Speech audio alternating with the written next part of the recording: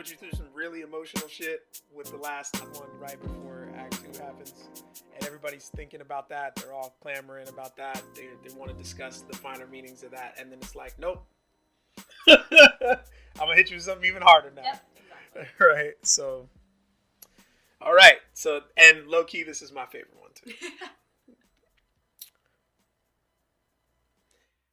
It may not be clear, but when you look at me, I'm not just what you see. In fact, this shell is a carefully crafted image to disguise all my ferocity. You see, my true form is infinite, and if I spoke my native tongue, it would explode your head, but even more so your temperament. I reincarnate every 100 years to boost morale and quell the fear, to deconstruct and reconstruct the very world I engineered. Some people call me Jesus and some call me Satan, but that's really just an example of their prejudiced interpretation. Come on, let's face it. I'm a being of knowledge and wisdom, dude. I don't carry the frailty that you humans all keeping inside of you. I was married to Alexandria, the librarian Egypt too, the blacksmith of Zeus's lightning bolt, the trusted friend of Veritas, goddess of truth. I wiped the slate clean in Europe. They call me bubonic disaster. Wrote plays and poems in the mid-age with Shakespeare. He's still my favorite rapper. I brought pain in shallow graves to plantation slave masters and gave the white the understanding of black directly after. Now, if you existed like this, in these ages upon which I reminisce, then you would subsequently take every degrading practice in this current global society as a diss. So I can't help but remind you of who I am. I don't have a plan. I am the plan, beyond human understanding and far from the petty rocks you hold and throw from your hands. You see, I won your wars, gave you prosperity. You use it for commercial fluff. I gave you wealth, abundant health. For some of y'all, it wasn't enough.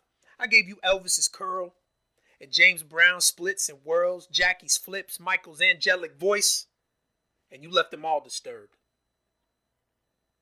While I was at that, I gave you economic booms, civil rights, internet, funny cartoons, safe sex.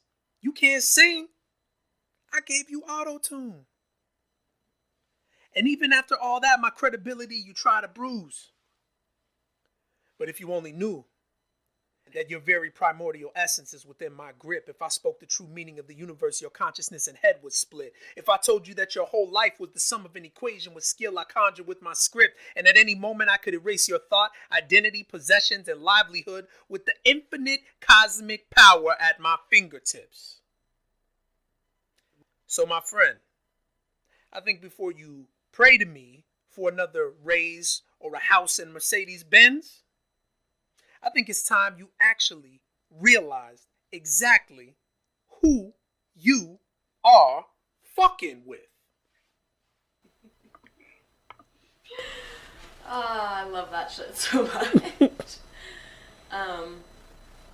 Yeah, I mean, I also love that there's, which with all these pieces are deep and there's a lot of shit in there, but I love that also the comedy that you throw in. It's pretty great. Well, I think it's funny. It's hilarious. For me, it's tongue in cheek because, like, I've told you my thoughts on organized religion and just spirituality in the first place. So yeah, I take the position of the deity, right? Mm-hmm. Like, and that's kind of what I wanted to do, was to basically, I'm saying, I'm like, all of you are wrong. Right? And if there was a manifestation of some sort of deity who animated and controlled the universe, he's disappointed. Or it is disappointed. You all get an F+. Yeah, you all get an F+, right? Because if God is the way people talk about him, quote unquote, I got mad issues. Okay, I got mad issues. Like, yeah, if that's really how it is, I'm not sure about heaven. I don't know. System seems flawed. Yeah. Problem exists between, I know. You know, It will chair and keyboard.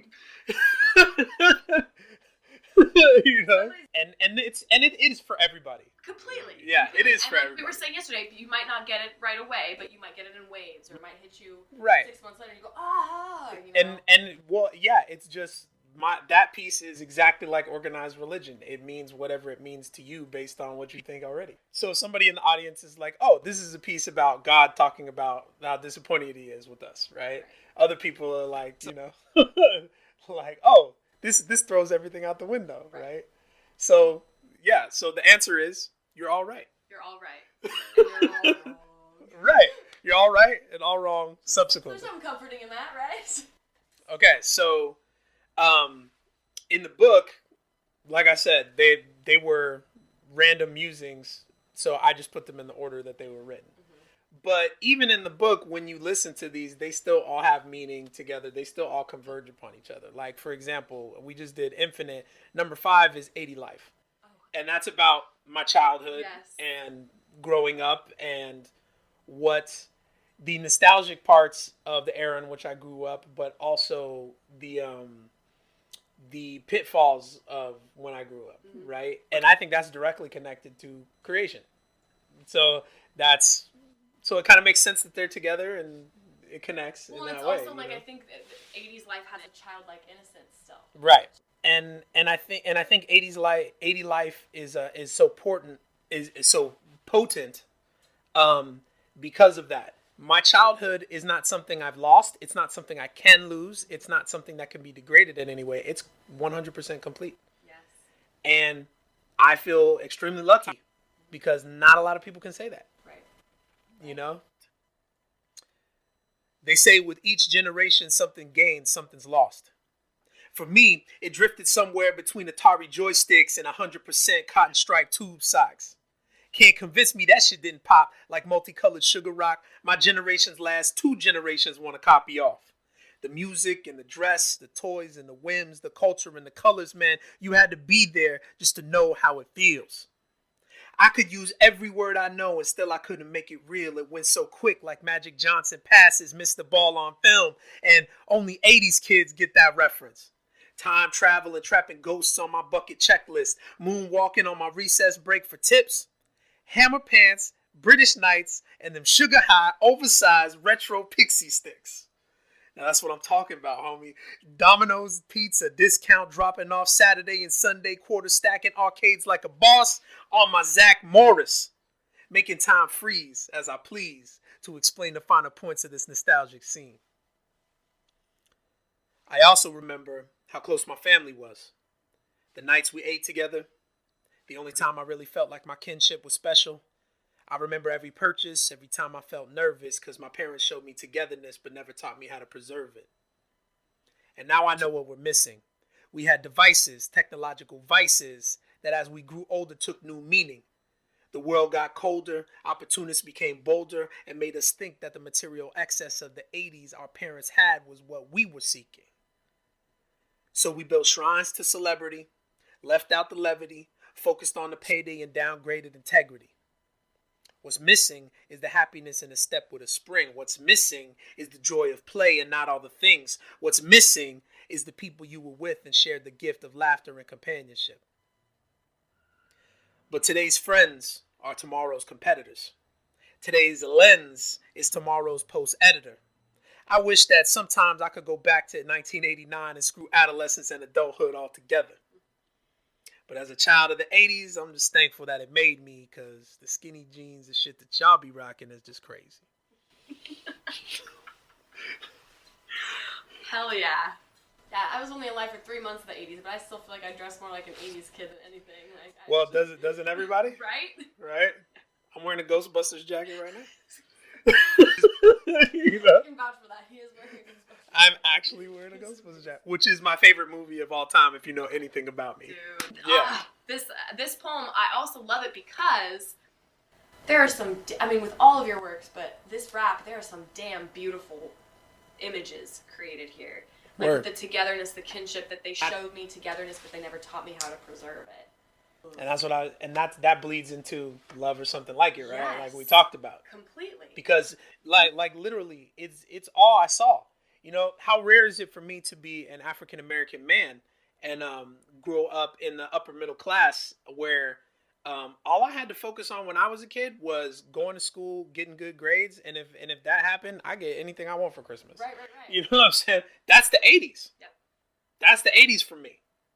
I grew up in a small American town, 30 minutes away from San Jose, and that's literally all I had to worry about.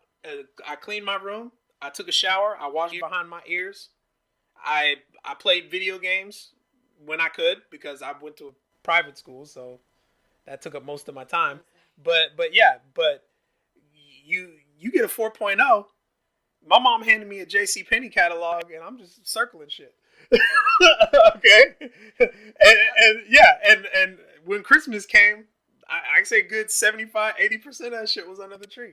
You know what I mean? But what it did to my parents' generation, doing that for us, Right. is it literally is the beginning of this disintegration of the family unit because of the debt, the excess, The need to present the need for yeah. things. Like Yeah. Things. Yeah, but what they didn't get from us was that we were just happy to be in it. Right. You know what I mean? Even without the toys, it was fucking dope. Completely. Like, because you had that kinship and you felt safe and you Yeah. didn't have to worry about it. yeah, I like I said, I grew up in Gilroy. You could leave the door open, walk outside, play for like 6 hours, come back home on the weekends. Yep. You know what I mean? Yeah, we played video games, we did all that shit. But the 80s and the children who were born in the 80s are special because we are the only children who have analog childhoods and digital adulthoods. Yeah. We have both. Yeah. Right? So, yes, I had a Nintendo, I had an Atari, but I still went outside and rode my bike for 2.5 hours and played basketball on the blacktop and played with my friends outside until it got dark. It was like the best of all the worlds of play. It The was, worlds of play converged. in yeah, the 80s. again, Convergence. Just, yeah, like, that's what, like I said, I could tell you everything that happened to me. I couldn't make it real for you. You had to have been there. Yep. To know how good it felt to be a kid in the 80s. You know? And the way I directed them, I'll give it away. The way I directed them was I put them in like a very childlike single file line in the beginning, right? Yeah. And then I told them, I'm like, okay, so you guys are in line to relive your childhood. The 80s is just over this fence right here. So I want you to respond to that as if you guys are friends in line looking over back to your childhood and remembering how great it was. But there's this barrier. And it's like tomorrow's competitors. Yeah, right. And then, but the more they talk about how the 80s separated each other, right? That a lot of people say technology in the past 15, 20 years separated us. Mm-hmm. It began in the 80s. That the modern status symbols, the material excess of the 80s was definitely the beginning of the isolation of the human being, right?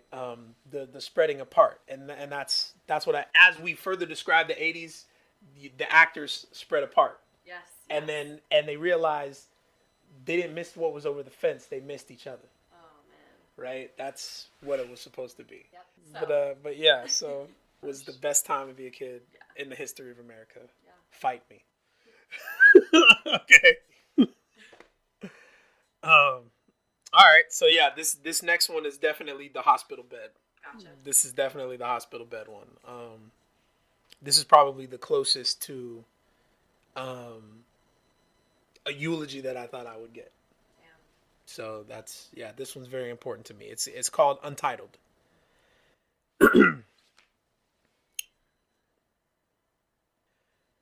What it was, what it is, what it could be.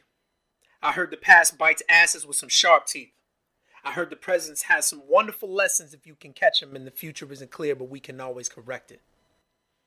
Looking back for me is painful, but for all the wrong reasons. Most of the opportunities that popped up, I seized them. What I regret most is not just focusing on one, became a jack of all trades and a master of none.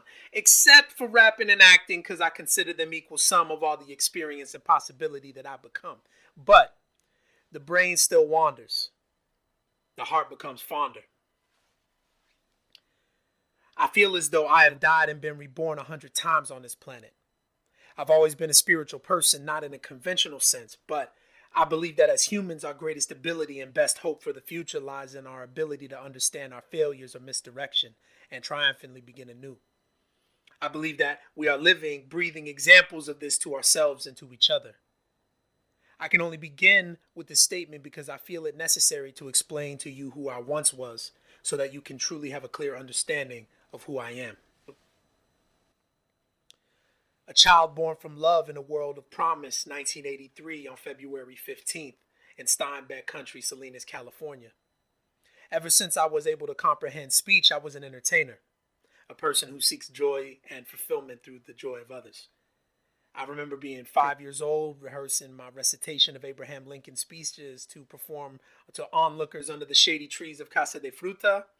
The time I spent singing and dancing to Michael Jackson cassette tapes in my bedroom, the smell of the stage makeup ever present on my collar during my first stage musical, and the feeling of accomplishment after writing my first rap on a torn notepad. In fact, ever since I understood the power of words, I've been a writer.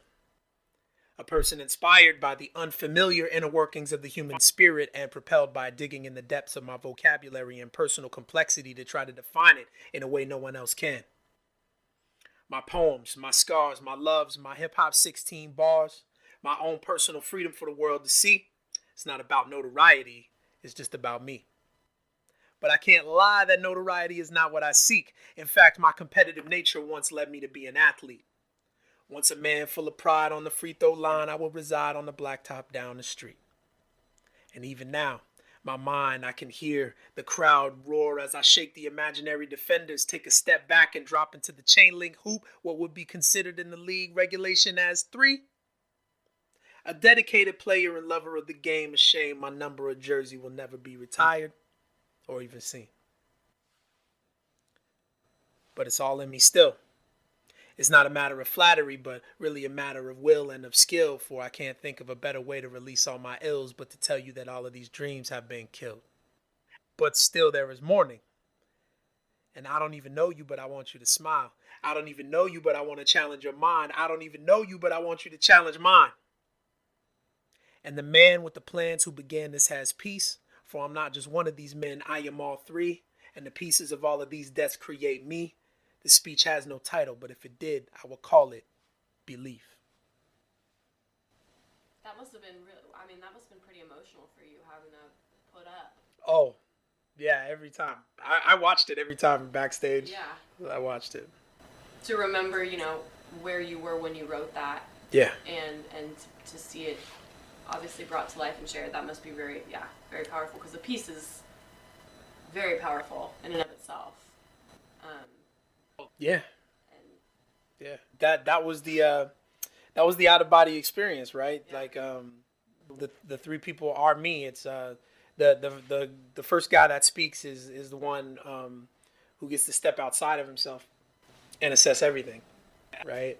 The one in the middle is like, as I said, my adolescence encapsulated in a human being, right? Everything that I was doing at that time.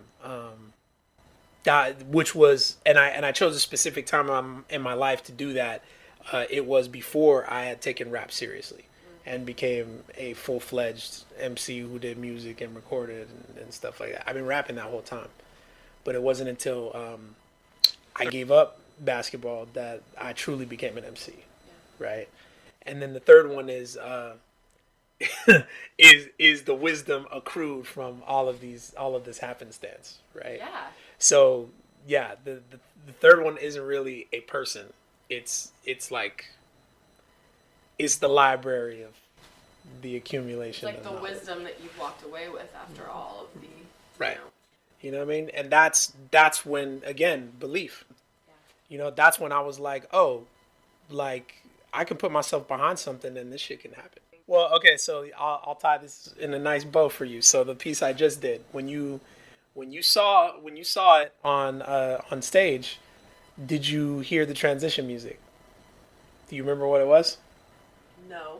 So right before the transition music was Kool and the Gang's Summer Madness, which would be used as the sample to create Summertime, which is the first song that I heard as a child that made me want to rap.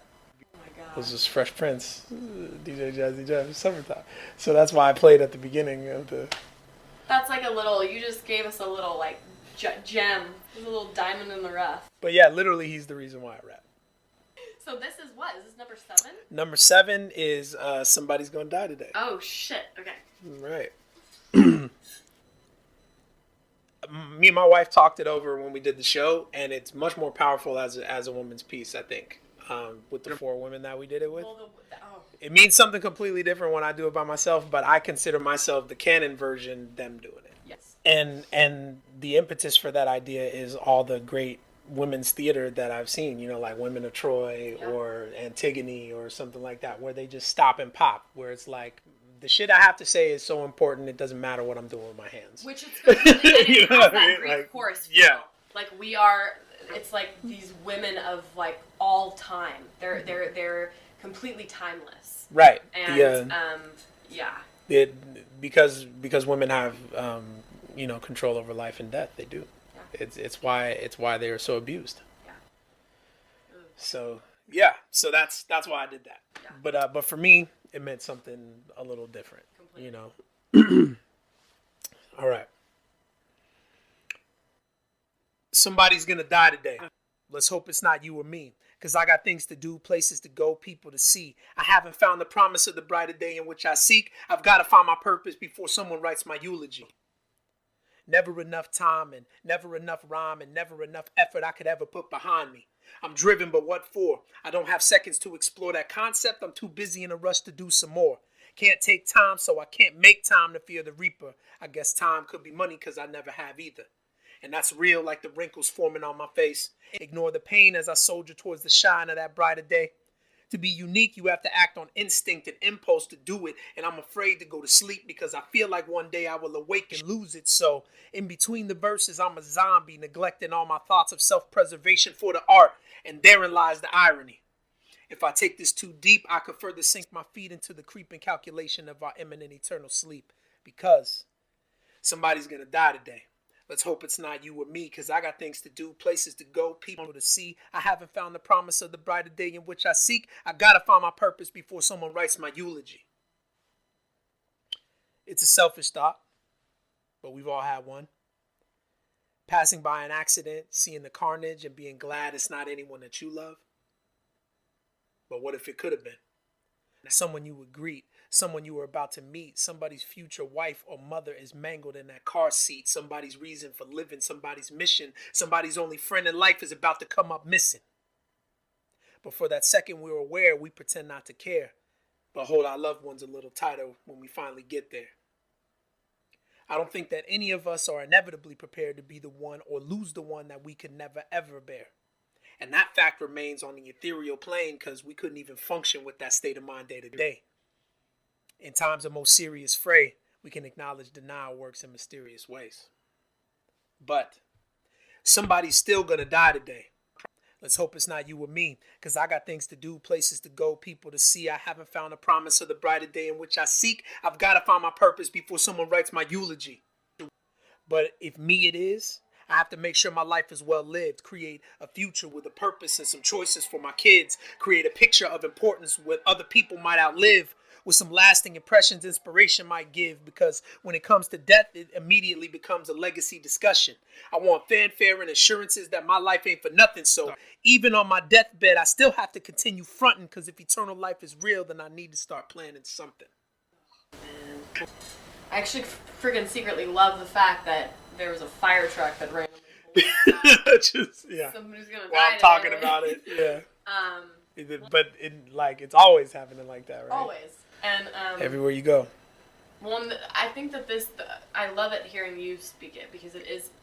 I still picture. I can still see the 4 women saying it, but I love hearing it in your voice also, because Appreciate it. it's going back to convergence. We all have fear. We all have these fears of losing the people that we love, of your number being called, basically. Right. And unfortunately, more people than not live their lives dictated by that.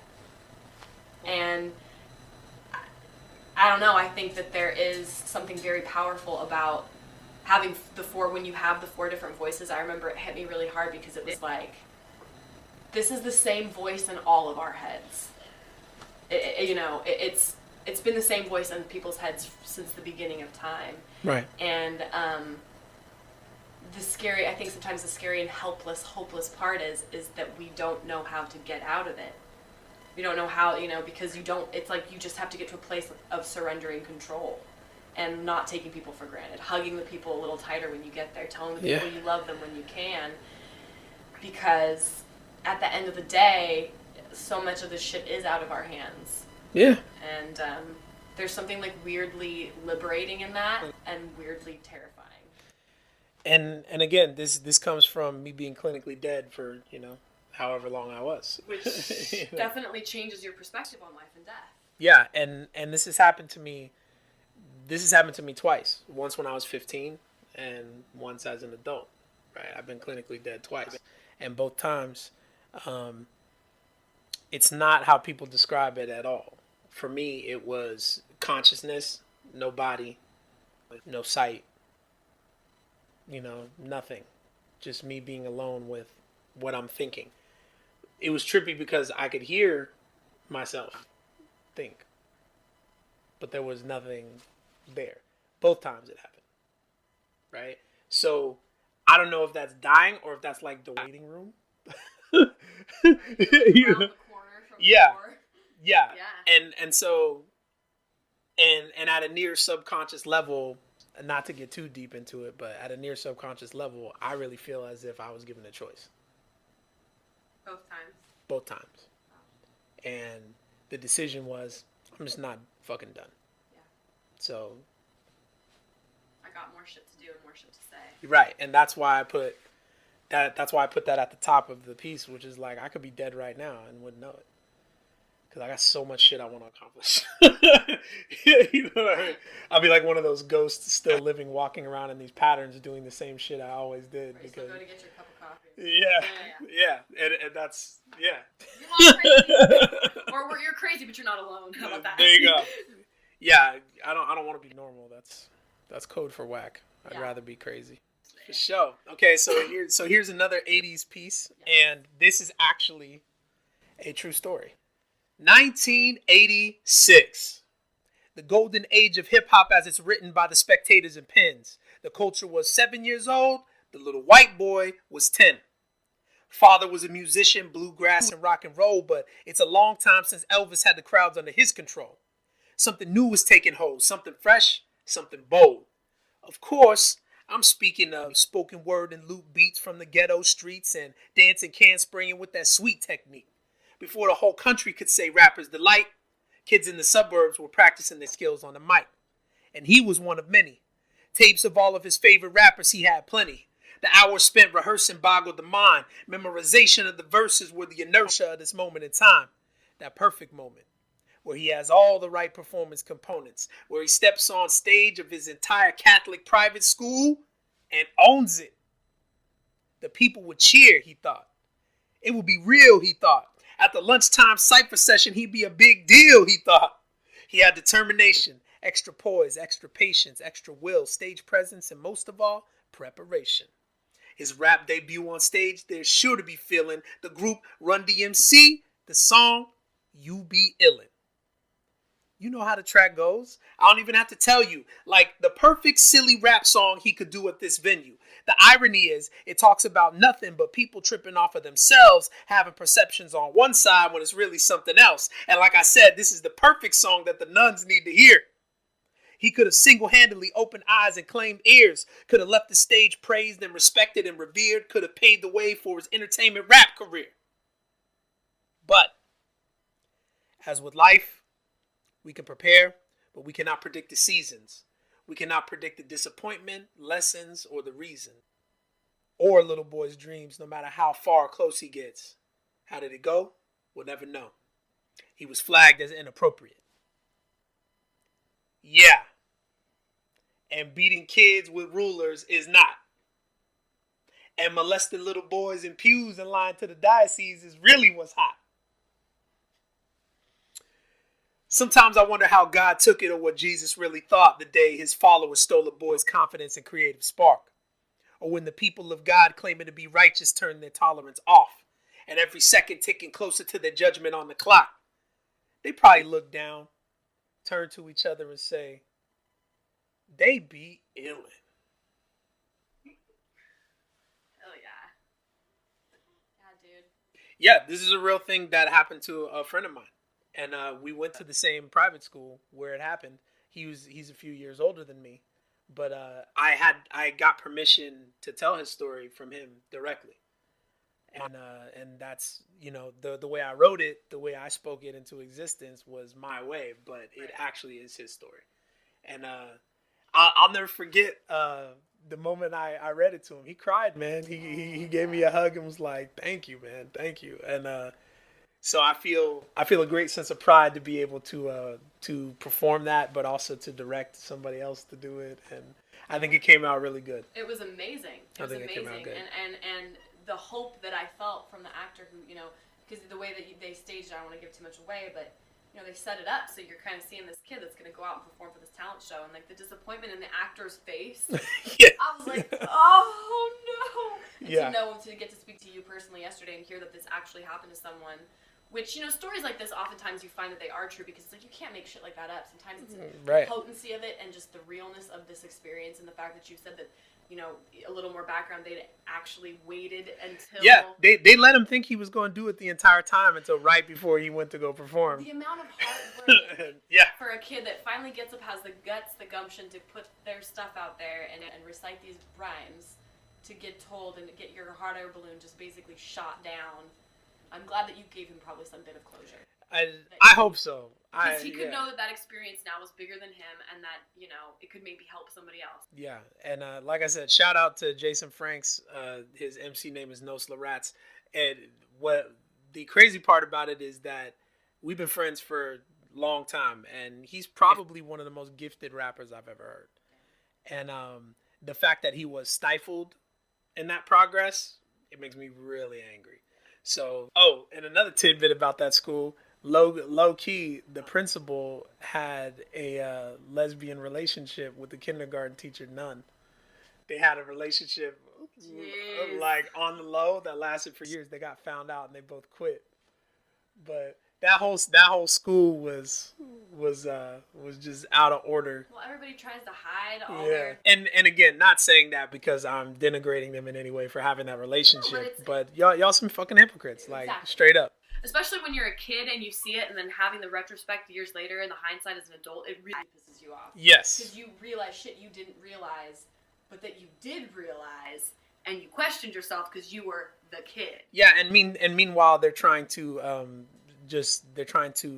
suppress us. Right. Which is the opposite of what needs to be happening. Exactly. Is it kind of interesting having just put the show up and then going back through? It is interesting to have it come out of my own voice again. Yeah. It's interesting because I've gotten so used, like I can't say this enough. I implicitly trust my cast, and they're some of the best people in theater that I've ever worked with. And I just love and respect them so much for giving new life to these words in a different way, in ways that I never even thought of until I heard them do it. You know what I mean? Like the pieces are what they are, right? But the individuals, it's that thing we talk about hip hop, just growing, adding, changing, metamorphosis into something that's completely unique, right? There's a lot of things wrapped up in that, like you said, like number one, as an MC, you never let anybody else say your own words, right? So that's different. Right. Right. That's different. That's different. Like, which is why this had to be done in its chosen medium, because I've never do this in a hip hop song. I would never write something and let somebody else say my shit ever. So there's that MC part of me, right? But then there's that. But the more I hear these actors say it, the more I trust them. Yeah. The more I'm like, wow, I'm not alone here. You guys understand what I'm trying to say. Right. And that love and respect and trust comes from that. So yeah. So if you're afraid, I mean, the best thing to do is to let it happen, I think. Right. Because you get so much more from hearing it from other people than you would yourself. And it's not just for you. Yeah. It's so much bigger, and when it becomes for the audience, like that's a whole nother thing. Like I'm not worried about that. These will always be my words. Totally. You know what I mean? Absolutely. Like I'll always be able to say them with compunction and a clarity that no one else will have. Right. Because I know what they mean. You know what I mean? But that doesn't mean that you can't find something beautiful in the way somebody else says it, what it means to them, you know? Milk Crate 9 and Milk Crate 10 are probably my most I would say I think they're my most controversial. Um, one is about income disparity, income inequality, and modern status symbols and stuff like that. And then the other one is about the future. You know, so yeah, so it's poor man's front door and robots for breakfast, right? So yeah, so poor man's front door. Listen, did you hear that? I said, did you hear that? That's the sound of your life, hopes, and dreams ticking away slowly. The small and large hands pass at a snail's pace when you're lonely. Did you see that? I said, did you see that? That's the image of it passing by. Trying to make sense of it when you're factless. Try to reach out, grab it, and gather it and put it together like change from underneath a sofa or a mattress, but still, it fades. Like the sepia glossy shade on the face of a 1940s movie actress. And in its place, madness. What if the poor were actually rich? And the rich deserve the back entrance, but we've been raised and socialized to never open our eyes and recognize the difference. Then maybe we wouldn't be in such a hurry to discard our humanity. Maybe we wouldn't be in such a hurry to screw each other to get rich. Because it ain't funny being someone else's bitch. But the biggest trick the wealthy ever pulled was convincing you that unless you have things, your happiness doesn't exist. And the second you ever got a clue you'd be off that list without a government note in your hand, you feel limited, but forgot that the number 0 is limitless. A broke man believes anything that you tell him. A rich man will buy anything that you can sell him. So, if I told you that prosperity exists inside the soul and not in the expectation of your peers, would you internalize that? Or would it be valued by gilded ears? Only the time will tell whether the disenfranchised will explore the true riches of life that await through the poor man's front door. The value of possessions transmuted for the value of truth, the most coveted currency we search for. No less, no more. And what I try to illustrate for people, there's definitely a racial connotation to that as well. Where when you're black, you are suspect when you're born. And it's something you can't disassociate yourself from, right? If you are born white, you are born, like if we have a number line and you're white, you're born at 0. Your potential is limitless, right? That's why I say 0, is limitless in the old ancient cultures, right? The Mayans. Right. Because they were the first ones that came up with 0. Yeah, we have 0 because of them, right? Yeah. And it's everything and nothing at the same time. So if you're born white in America, you're at 0. You're not greater than anybody, but you're not less than anybody either, right? A black person who gets born in America because of the history of America, is born at -5.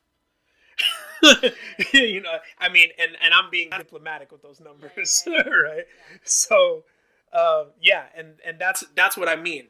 All of the people that laid the groundwork for me to be able to be an entertainer that are black, performed on stages in front of thousands of people and had to enter in through the back entrance because they weren't allowed to come through the front with the rest of the performers. Well, it's like the rap Sammy Davis Jr. Exactly. Like, or the woman who played the Mammy in Gone with the Wind. She was invited to the Oscars, but she had to walk in the back. You're nominated for an Oscar, and you have to walk in the back. That was not that long ago. It wasn't. That's within some of my parents' siblings' lifetimes that we're talking about. And that's what I really wanted to drive home with that's the idea of the back entrance, right? The front door. There's while that's degrading if you choose to look at it that way, there's also a freedom in that. And I think performers of color, but also people who just grew up and never had nothing, right, in general, there's a freedom to that. I have nothing to lose. If I come through this back entrance and I fail, that's what they expected me to do anyway. Yeah. You know what I'm saying? So no reason why I shouldn't go through the back, give everything I got, and build my own house with my own fucking doors. Well, you know what I'm saying? there ain't no fucking back doors on that house. Exactly. Rich people and people who control the wealth in this country always try to get you to believe that your progress is incomplete unless you have something attached to it, right? And I can't remember where I heard it, but it's something I live by. You cannot focus and mistake movement for accomplishment, right? Just because you are moving in the right direction doesn't mean you're gaining anything. Yeah. You know, and vice versa, right? If you have accomplished something and you're standing still, right, then it is what it is. As a rapper, I can say this stuff. People can write me off. If I was a politician, I could kill for saying this shit. You know what I mean? For saying rich people are lying to you. Right. Here's the proof. You know, I'd be dead tomorrow. So, and then this one, people are really not gonna like. Last but not least, so, Robots for Breakfast. Robots for Breakfast is probably the most obscure piece I've ever written, and I originally, so I don't know if I talked to you about this, but I used to write 16-bar verses for people on Fiverr. What? I did for $5. I used to be like, hey, you know, I'm a former recording artist with such and such a label, whatever. For $5, I'll write you a 16 on any subject. Right? And so I have these catalog of raps and apparently it was super fucking popular because I did like over 100 of them, and people were just asking me for all types of shit, talking about pandas and rice and, you know, like all types of, you know, nostalgic moments in France, places I've never been. I have to describe it in rap. You know what I mean? But yeah, this one was somebody sent me $5 and they were like, hey, I want you to talk about the nature of reality and futures hold over us and how technology, you know, consumes us and this, that, and the other. And the theme was robots for breakfast, right? And I was like, okay, I can do this. Okay, yeah, and so the first one that's the one that I wrote, but then I added on to it when it became like my own thing, right? Oh, shit. Gotcha. So somewhere they have this first part, but they don't have the second part because I wrote it just for me. So and I did it like a cassette tape. So it's like Robots for Breakfast side A, side B. All right, and yeah, the actors actually say it. They thought that was weird when I made them do it, but I'm like, the audience will get it. We will. All right. So I pay attention to every word. Side A. I activated my power source today at 0700. Designation, morning. Diagnostic, energy low. Required fuel initiated the docking sequence with my stove to ensure the sustenance was not cold. Optical display kind of blurry, still waking up. Reflexive joints on an axis till I stretched enough. Planning my day with cerebral lobe scanners in this technical metropolis that dropped like a hammer on the organic flesh. Took society to test all the limits of our preconceived notions of advanced. Involuntary harmony of man and metal form the best. Evolved being, but we lack the organs in the chest. And even still, my genetic code is restless. Optimization of all my feelings in a Google checklist. I give my android left arm for an imperfect respite. Only partially human, eating robots for breakfast. Side B. Recharging sequence complete. Redeem my new stomach with a warranty receipt. Adored sealed tight with a vertical release. Mechanical dog barking, stupid algorithm on repeat. Makes it hard to calculate numbers on digital sheep, or what humanoids used to call dozing off to sleep. Absorb my news on a single touch-activated sheet on a trackless monorail traveling faster than speech. A future that's advanced, but it's far from unique. How many inferior units scrapped at the heap? Organic skin only wins at a slow defeat. Shed a tear from my generation, but it's made of grease. Fleece of gold gleams with nano components. But what good is perfect society if you don't own it? A factory assembled smile placed on your orifice, encased in a prison that you're programmed not to notice. So focus. And I love the side A, side B. And it was very clear in performance, too. Okay, cool. Well, yeah. Again, that's the '80s part of me, where the storybook read-alongs, where Hell it's yeah. like, please turn to side B. Yeah. Rewind, yeah. If I had and they had like a little sound effect that they did to let you know that the page needed to be Yes, turned yeah. and all that stuff. Yeah, if I could do that, I would do that too. Oh my god, but- yeah. So Ben.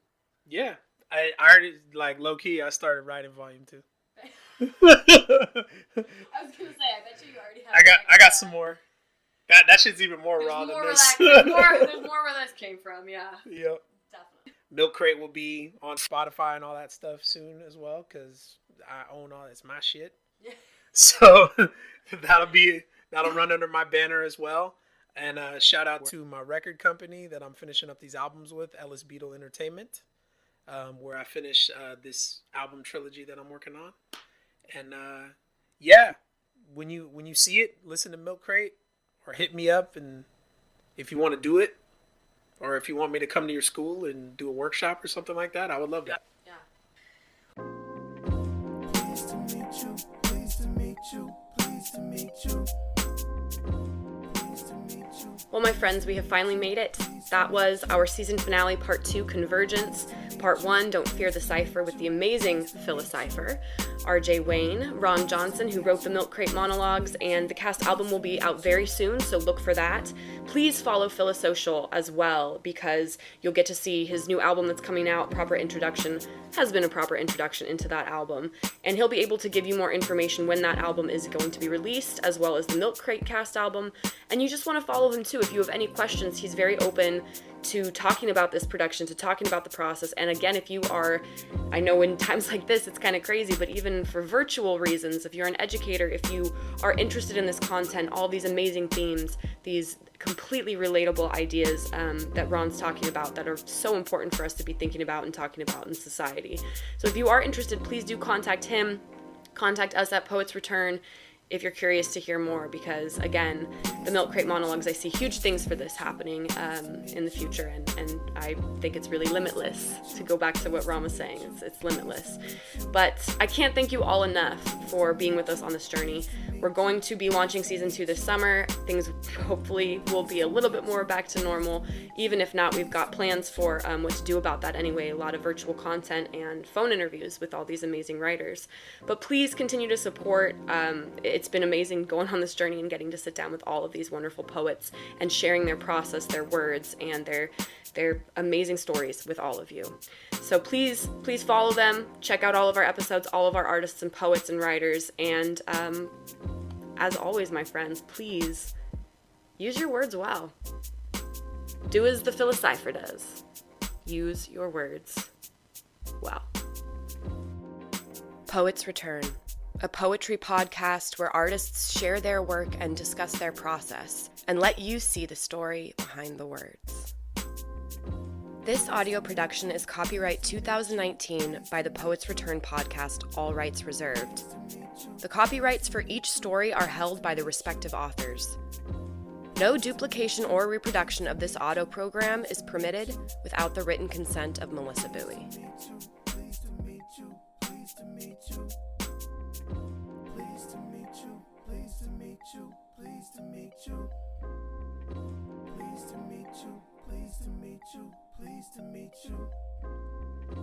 Pleased to meet you, pleased to meet you, pleased to meet you. Pleased to meet you, pleased to meet you, pleased to meet you.